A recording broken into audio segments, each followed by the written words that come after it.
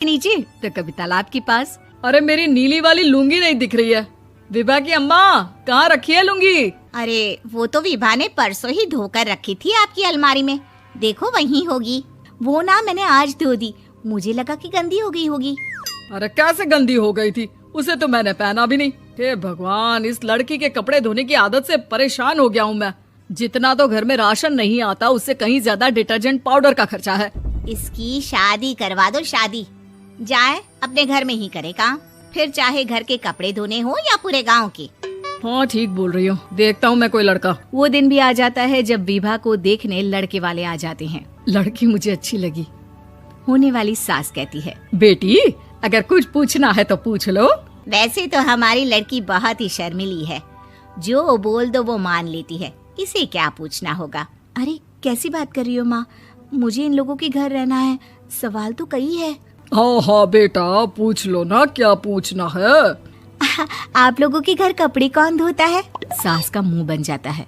देखो, अगर तुम ये कहना चाहती हो कि तुम्हें कपड़े धोने नहीं आते तो सुन लो, कपड़े मैं ही धोती हूँ, लेकिन तुम्हारे आ जाने के बाद मैं रुमाल तक नहीं धोऊंगी। अरे चुप रहना भाग्यवान, बहू बेचारी घर आई नहीं, उसे डराना शुरू कर दिया।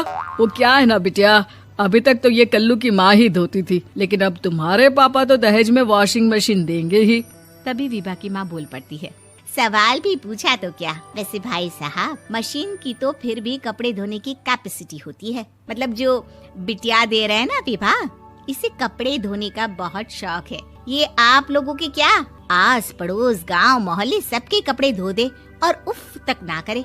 बाहर देखा नहीं आपने कितने कपड़े सूख रहे हैं, सब हमारी बिटिया ने ही तो धोए हैं। बस भी करो ना माँ, शर्म आ रही इतनी तारीफ सुनकर।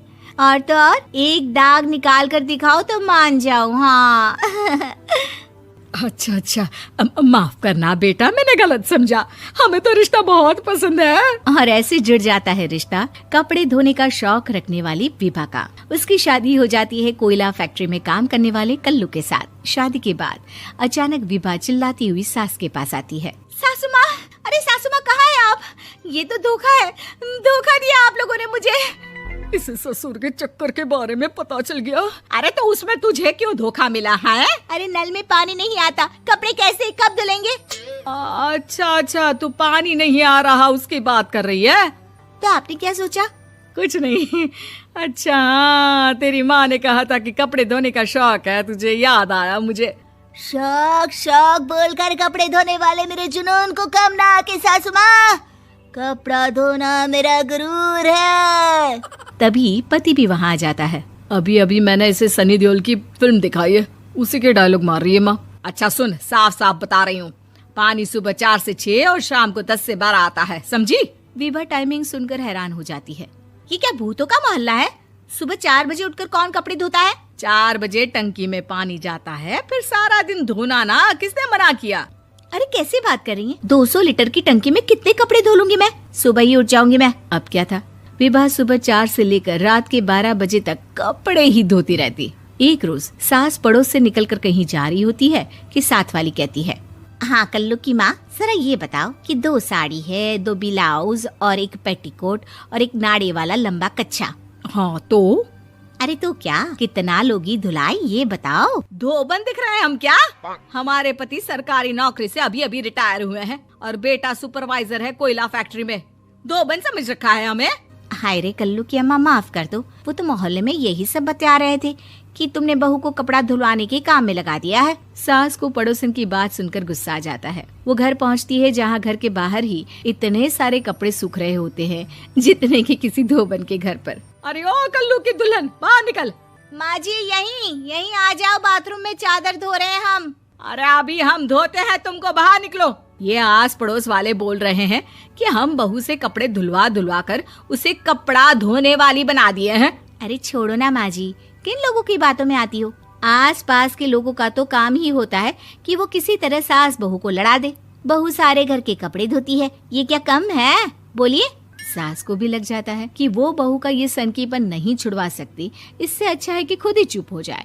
एक रोज सास और बहू मंदिर जाते हैं, जहाँ सास की साड़ी वहाँ खड़ी भीख मांगने वाली से मिलती है। माँ जी क्या बात है, आपकी साड़ी उस भिखारन से कितनी मिल रही है ना? हाँ हाँ देखो तो, दोनों की साड़ी मिल रही है। क्या बात है कल्लू की अम्मा, तुम खुद को तो अफसर की बीवी बताती हो और ऐसी सिंपल सी प्लेन साड़ी पहनकर घूमती हो। सिंपल और प्लेन नहीं है ये साड़ी। तो क्या सोने के धागे से फूल बने हैं?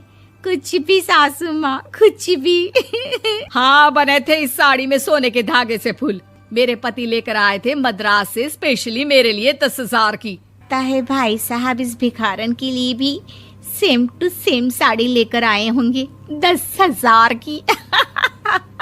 सास उस वक्त तो कुछ नहीं कहती, लेकिन बहू के साथ घर आती है और अलमारी से एल्बम निकाल कर लाती है। ये साड़ी देख रही है, ये वही साड़ी है जिसे मैंने अभी पहना था।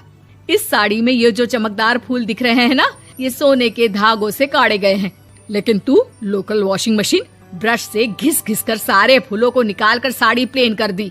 मुझे माफ कर दीजिए सासू माँ। और तो और, जब मैंने तुझे तेरी गलती के लिए कुछ नहीं कहा, लेकिन तूने तो सबके सामने मेरा मजाक ही बना दिया। क्यों? बहू को समझ में आ जाता है कि अब से उसका कपड़े धोना बंद।